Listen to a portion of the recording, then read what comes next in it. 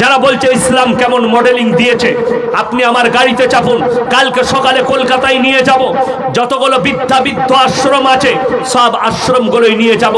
ডাক্তারের মা, প্রফেসরের মা, উকিলের মা, আইপিএস এর মা, জজের মা, সব বার করে করে দেখিয়ে দেবো কতগুলো শিক্ষিত লোকের মা বৃদ্ধাশ্রমে পড়ে আছে।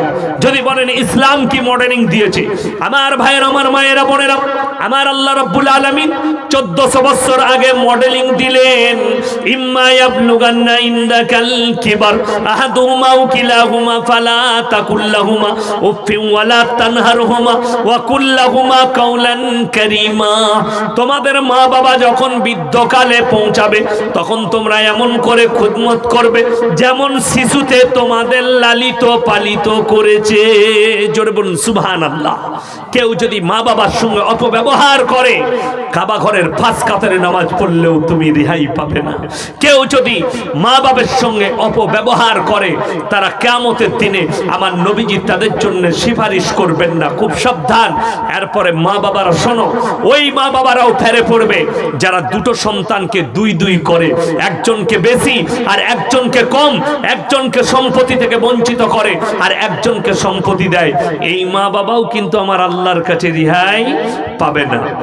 এরপরে আমার ভাইয়েরা, মায়েরা, বোনেরা শুনেন, আমার আল্লাহ রাব্বুল আলামিন মুমিনদের আখলাক বর্ণনা করলেন। কোরআন নকল করছে কাদাবলাহাল মুমিনুন। হে আমার বিশ্ব নবী, প্রকৃত মুমিন কারা?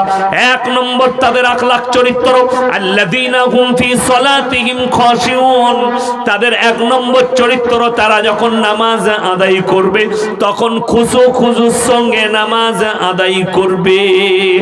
আমার ভাইয়েরা, নামাজ পড়বেন ফাইন্নাহু ইয়ারাক। নামাজে দাঁড়ালে তোমরা মনে মনে ভাববে আমি আল্লাহকে দেখতে পাই বা না পাই, আমার আল্লাহ আমাকে অবশ্যই দেখছেন।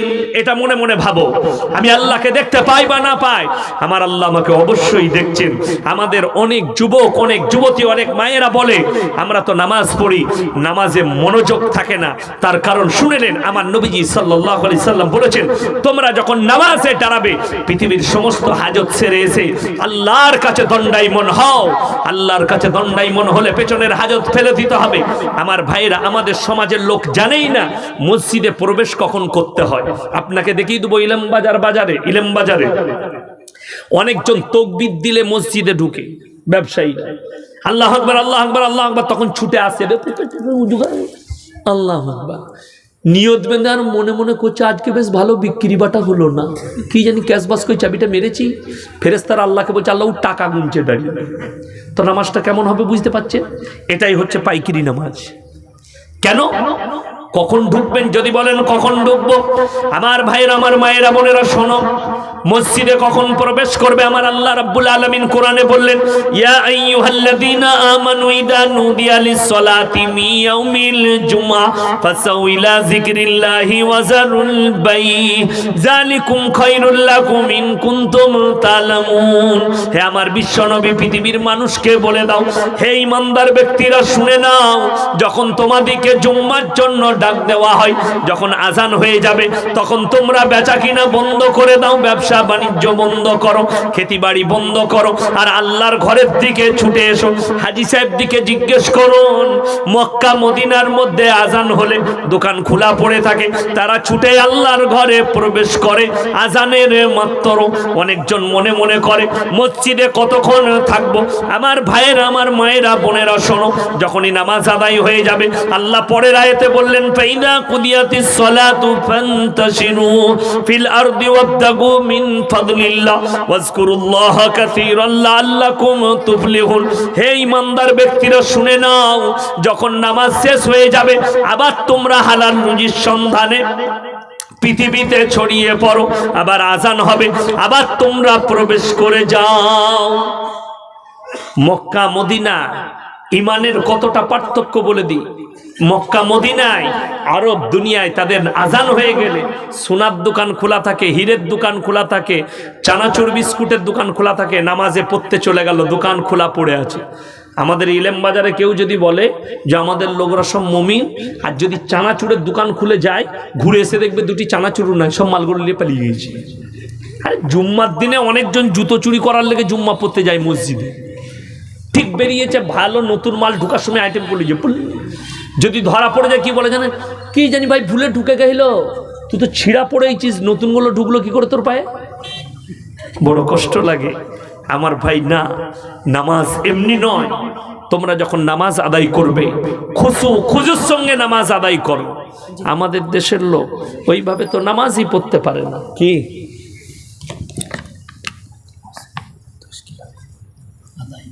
ঠিক আছে আমার ভাইয়েরা, সবাই নিয়ত করুন আমরা মুমিন হব, জোরে বলুন ইনশাআল্লাহ।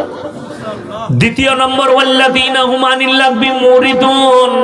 হে আমার বিশ্ব নবী, পৃথিবীর মানুষকে বলে দাও, ওয়াল্লাযীনা হুম আনিল লাগবি মুরিদুন, যারা মুমিন হবে তাদের দ্বিতীয় নম্বর আখলাক হচ্ছে তারা নিজেদিকে গুনাহ কাটা থেকে বঞ্চিত রাখবে। ওয়াল্লাযীনা হুম লিয-যাকাতি ফাইলুন, এবং তারা যথাযথভাবে যাকাত প্রদান করবে। ওয়াল্লাযীনা হুম লিফুরুজিহিম হাফিজুন, এবং তারা নিজেদের লজ্জা স্থানের রক্ষণাবেক্ষণ করে। ইল্লা আলা আজওয়াজিহিম আও মা মালাকাত আইমানুহুম ফাইন্নাহুম গায়রু মালুমিন ফামান ইবতাগা ওয়ারা যালিকা ফাউলাইকা হুমুল আদুন। হে আমার নবী বলে দাও, তোমরা তোমাদের স্ত্রীর সঙ্গে ভালো ব্যবহার করবে। স্ত্রী ছাড়া তোমরা তোমাদের অন্য মেয়ের সঙ্গে তোমরা সম্পর্ক করো না, তাহলে তোমরা হবে আমার সামনে সীমা লঙ্ঘনকারী। কিয়ামতের দিনে আমি আল্লাহ তোমাদিকে কঠিন আযাবে মুবতালা করে দেব, আমার কাছে ফেরে পড়বে। বিবির সঙ্গে ভালো ব্যবহার সবাই করবো, জোরে বলুন ইনশাআল্লাহ।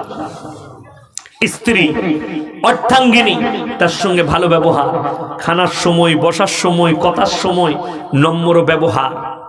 হ্যাঁ গো, আব্বা ভাত খেয়েছে? জি খেয়েছে। মা ভাত খেয়েছে? জি খেয়েছে। এই আব্বাকে ভাত দিলে মনে হচ্ছে বাগাল। এটা অভদ্র লোকের ভাষা। আপনি বলবেন বাড়িতে প্রবেশ করে, আসসালামু আলাইকুম, হ্যাঁ গো ভাত দিলে আব্বাকে? জি দিয়েছি। কি বুঝলেন? আর কি বলবো জানেন? স্ত্রী, আপনি স্ত্রীর কি করবেন? স্ত্রীর খিদমতে আপনাকে হাত বাটাতে হবে। সবাই বাটাবো, জোরে বলুন ইনশাআল্লাহ। স্ত্রী যদি অসুস্থ থাকে মাথা টিপে দেন, পা টিপে দেন, হাত টিপে দেন। হ্যাঁ, এই গ্রামের ছেলেরা বলবে, আচ্ছা হুজুর এনেছিস, বইয়ের পা টিপতে হবে? হ্যাঁ, বইয়ের পা টিপতে হবে। এরা মনে মনে করবে এই হুজুররা মনে হয় বইয়ের পা টিপে। হ্যাঁ টিপি রে বুকা, কিন্তু রাস্তায় হ্যালো আই লাভ ইউ কামি আর করি না তোদের মতো। বিবির পা টিপো, বিবির মাথা টিপে দাও, ওষুধ এনে দেবো, ডাক্তারের কাছে নিয়ে যাব। রাতের বেলায় যাও, জলসা শেষ করে বলে, ইয়াসিন ভাই পা টিপতে বলছে, খাপা পা টেপ, টিপা করবে যা খালি ঘরকে। বুঝতে পেরেছি? কিন্তু আমি অত বুকা লয়, আপনার দিকে ফেরে ফেলি যাব না।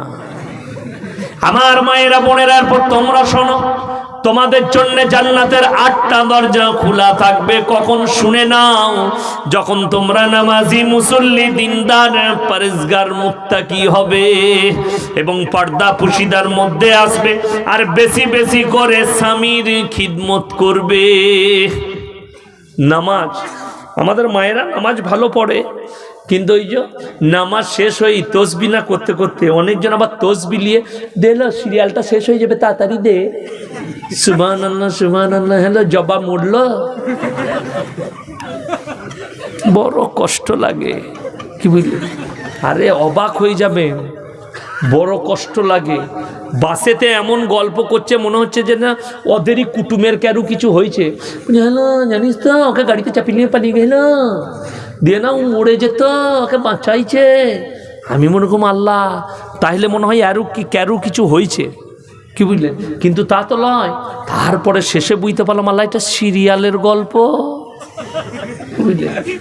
আরে অনেক যাদের ঘরে টিভি নাই, গরিব মানুষ, সিরিয়াল দেখার লোভে বন্ধন না হলে গ্রুপ লোন নিয়ে টিভি কিনেছে। ঠিক বলিনি? গ্রুপ লোন নিয়ে টিভি কিনছে, সিরিয়াল দেখবে বলে। সিরিয়াল অশ্লীলতা জিনিস, ফিল্ম অশ্লীল জিনিস, এগুলো থেকে মায়েরা বাঁচো। এমনকি এই মোবাইলটা থেকেও নিজেদের চোখকে বাঁচানোর চেষ্টা করুন। মোবাইল খুলবেন, অনেক অশ্লীল ছবি চলে আসবে আপনার চোখের সামনে, সেইগুলো থেকে বাঁচতে হবে। জলসা শুনুন, কোরআনের তেলাওয়াত শুনুন, দিনের কথা শুনুন, আপনার লাভ হবে। মায়েদিকে বলবো বিশেষ করে ইবাদত করুন। আরে সূরা ওয়াকিয়া তেলাওয়াত যে বাড়িতে হয় সেই বাড়িতে আল্লাহ রুজিতে বরকত দেয়। জোরে বলুন সুবহানাল্লাহ। সূরা ইয়াসিনের তেলাওয়াত করো মায়েরা ফজরের নামাজ পড়ে। আমার মায়েদের তো ফজরের পরে কি, আমাদের দেশের মেয়েদের ফজরের নামাজ পড়ে সকাল থেকে হাঁস, মুরগি, ডিম, ছাগল আর ঝগড়া। সকালবেলায় উঠে খুঁজে পাচ্ছে না যাকে কি করে গাল দেবো, নিজের মুরগিকে বলছে ঝিমুনি তুই মরে গেলি না, তোর মরা বেরোলো না, তুই চলে গেলি না। আর একটা যা মনে মনে করছে পাশের ঘরে, তাহলে ও আমাকেই বলছে। সে তখন নিজের ছাগলকে বলছে তুই লড়ির তলায় গেলি না, তোর মরা বেরোলো না। ছাগল আর মুরগি বলছে আল্লাহ সকালবেলায় আমরা কি করলুম গো। বলে তোরা কিছু করি না, মাল সব ব্যাকিংয়ে যাচ্ছে। বলছে তোদিকে যাচ্ছে ওই দিকে। যারা বুঝার তারা ঠিক বুঝতে পেরেছে। আমার মায়েরা ফজরের নামাজ পড়ো, কোরআনের তেলাওয়াত করো, সূরা ইয়াসিনের তেলাওয়াত যদি করো আগামী ফজর পর্যন্ত মৃত্যু ছাড়া কোনো বালা মুসিবত তোমার কাছে আসবে না। জোরে বলুন সুবহানাল্লাহ। এই আমল মায়েরা করে না। নামাজ পড়ে সূরা ইয়াসিন পড়া হলে, স্বামী নামাজ পড়ে মসজিদ থেকে এলে 2 কাপ চা তৈরি করো। স্বামী আর স্ত্রী পাশাপাশি যদি একটা কাপে করেন, একটা কাপেই করুন। তুমি অর্ধেক খাও, তারপর আমি অর্ধেক খাবো, ভালোবাসা বেড়ে যাবে। কিন্তু আমাদের মায়েদের আলাদা ডিজাইন। কই গো চা হলো, জলদি দিলে এলে খা, চা খা। কি বুঝলে, ওইখানেই তো ফেরেশতা পালিয়ে গেল যে এর জন্য জান্নাতের দরজা ক্লোজ। আমার মায়েরা। আর দ্বিতীয় নম্বর হচ্ছে মায়েরা তোমরা নামাজ পড়বে, খুজুর সঙ্গে নামাজ পড়ো। সেই আমি তখন এই মাত্র ফারেক হয়ে এসেছি, তো আমাকে আমাদের গ্রামে ইমাম সাহেব বললে যে আমি বাড়ি যাচ্ছি, নামাজটা পড়ে দিবে। যাচ্ছি, সম্পর্কে দাদি হয় পুকুরের পাড়ে বাড়ি। আমরা একবার ঢুকে দেখি দাদি কি করছে, দেখছি নামাজের নিয়ত বেঁধেছে। কি বুঝলেন, আল্লাহু আকবার। শুনেন, বৌমা এখন ঝাঁটা খুঁজে বেড়াচ্ছে। কি বুঝলেন, আমরা চাচি চাচি কই কোথায় ঝাঁটাটা রেখেছে, এই তখন আঙুল বাড়ি দেখিয়ে দিচ্ছে। আমি বলি হ্যাঁ গো, নামাজের পরে। আমি দাদি এটা কি নামাজ হলো? বলে তোরা 2 দিনকার মরবি, তোরা কি বলছিস লো? আমরা কতদিন থেকে পড়ছি, আমরা কবরে যা খালি বুঝতে পারবি। এখন তো মুফতি সাহেব কি ফতোয়া দিবে, এর থেকে বড় বড় মুহাদ্দিস আর বড় বড় মুফতি আছে আমার খালাদের মধ্যে, মায়েদের মধ্যে। এমন এমন ফতোয়া। আমি 2 মাস আগে একটা বিয়ে ঠিক করতে গেছিলাম, বিয়েতে দেখছি এত নাস্তা, বাঙালিদের যেটা অভ্যাস, মুসলমানদের কলজে ভুনা, গুড় দু, মিষ্টি, মুরগি, পরোটা সব খাওয়া হয়ে গেল। ফলের নাস্তা আসরের পরে দিয়েছে চা বিস্কুট, চা বিস্কুট চানাচুর দিয়েছে, ডিম দেয় নাই। বলে আল্লাহ ডিমটা দিলে না কেন, ভুলে গেল নাকি না পয়সা নাই? ঘর পালিয়ে এলাম। আমি আমার গিন্নিকে জিজ্ঞেস করলাম হ্যাঁ গো ডিম দিলে না কেন, বলো দিনি। বলে তুমি জানো না মেয়েরা বলে ডিম দিলে বিয়ে ভেঙে যাবে না। তোবা মুফতি সাহেব খেপে যাবে, এসব খুঁজে পাবে না, কোনো ফতোয়ার কিতাবেও নাই, হাদিসেও নেই। এই মৌলবিগুলো খেপে যাবে সব। আমাদের মাথা আউট হয়ে যাচ্ছে। ডিমের মালিক সকলে বলুন কে? আল্লাহ। তাহলে ডিম কি করে বিয়ে ভাঙাবে তোর? কথাটা বুঝতে পারেন নাই? তারপরে অনেক মেয়েদের শুনলেন, মেয়েদের হাদিস বলছে বিয়ে ঠিক করতে গেলে জিলাপি দিতে নাই, পেঁয়াজ লেগে যায়। জিলাপিতে পেঁয়াজ লাগানো আছে? আল্লাহ ই ফতোয়া কোথা থেকে বার করলে, কোন হাদিস আছে জানি না। আমি খালি চিন্তা করি যদি জিলাপি দিলে তোর বিয়ের পেঁয়াজ লাগে, তাহলে যে তৈরি করছে তার কত পেঁয়াজ লেগে আছে? সে তো চালিয়ে গেছে, খালি তার পেঁচা ছাড়বে? বড় কষ্ট লাগে। কুসংস্কার এগুলো হচ্ছে বেদাত, এইগুলো সমাজ থেকে মুছা দরকার আছে। আমার মায়েরা শোনো, এই সামনে দেখবেন শবে বরাত আসছে আপনাদের দেশে অনেক জায়গায়। কি বুঝলেন, দে লে হালুয়া লে রুটি। আবার 3 দিন আগে থেকে পুতা দিকে লাথি দিকে পয়সা দিয়ে দে, বোম ফাটাকাবে, তোর দাদা কবরে ঘুমিয়ে গেলে জেগে যাবে। গায়ে মনে হচ্ছে কারগিলের যুদ্ধ চলছে। দাঁড়াম দুরুম ফাটাম ফুটুম। কি হলো গো? বলে শোবে বরাত। হ্যাঁ বে, শোবে বরাতে বোম ফাটাতে হয়? আমরা মৌলবীরা তো ইঁদুর মারা বিষ খেয়ে নেবো, এই হাদিস তো পড়ি না। কত বড় দুঃখজনক কথা। এরা জিজ্ঞেস করে না মৌলবী কেউ। শুধু তাই লয়, আমাকে একজন কালিয়াচক থেকে ফোন করেছে, এ মৌলবী। বলো কা বাত है? बोले आपने कहा मजार में जाना पाप है। हम लोग औरत को जाना कैसा है? बोले एकदम सरासर हराम है। हम लोग स्टेज पे क्यों नहीं कहते हो? কি বুঝলেন? আর আপনাদের 7ই চৈত্র পাথরচাবড়িতে মেলা আলহামদুলিল্লাহ খুব ভালো জায়গা, যাবেন, কি বুঝলেন? আর খুব সুন্দর জায়গা দেখতে পাবেন। বর্ধমান, হাওড়া, হুগলি থেকে পায়ে হেঁটে মেয়েরা আসছে, এক ওয়াক্তের নামাজ পড়েন।